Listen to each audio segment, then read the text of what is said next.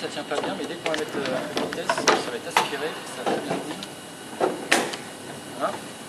Et donc on va voir aussi encore une fois un phénomène d'interaction qui donne lieu à des oscillations, mais qui ne peuvent pas s'expliquer par la même chose que ce que vous avez vu là avec le cylindre en oscillation.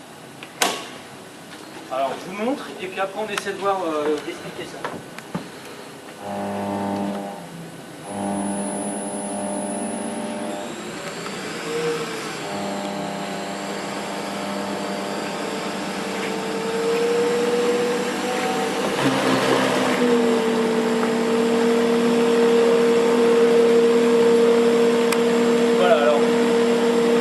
Apparaître à partir de certaines vitesses de l'écoulement. Vous avez des oscillations de très grande amplitude.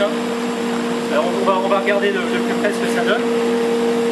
Alors c'est pas relié.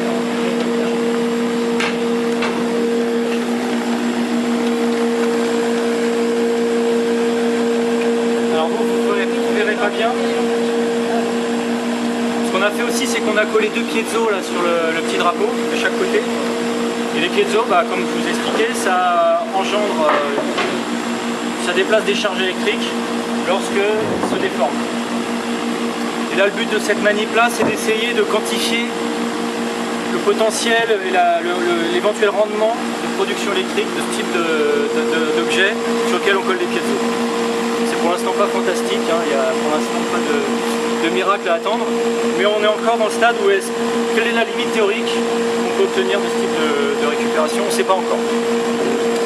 Alors, si vous voulez regarder de plus près, pareil, hein, même principe, hein, si on stroboscope à la bonne fréquence, on arrive à voir l'objet s'arrêter.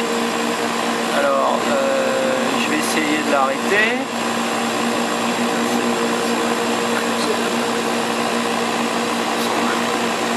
Voilà. Je serais curieux de voir ce que ça donne quand vous filmez à 24 images secondes quelque chose qui est à 58 images secondes, ce que ça va faire comme type de... Voilà, donc vous avez un mouvement qui est quand même de très grande amplitude, hein. C'est pas rien. Hein. Et alors on va regarder juste ce qui se passe, comment on peut prédire juste l'apparition du phénomène. Parce que là vous avez un phénomène, encore une fois, qui est très non linéaire, hein. Vous avez des oscillations de grande amplitude, et on va essayer de regarder comment ça peut se déstabiliser. Une séance photo. C'est bon? Oui, oui.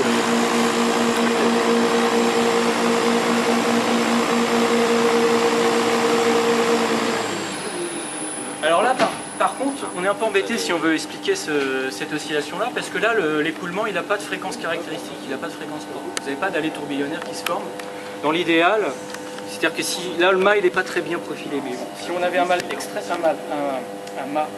extrêmement bien profilé, on aurait quand même ce type d'instabilité. Et pour expliquer ça, on est obligé de faire appel à des couplages entre différents modes et comment le fluide couple ces différents modes. Alors, on ne va pas expliquer tout, hein, parce qu'on va, notamment la résolution du fluide, on ne va pas la faire, mais ça vous permet de voir un peu comment les outils théoriques que vous avez vus dans votre cours de dynamique permettent d'expliquer un phénomène comme ça.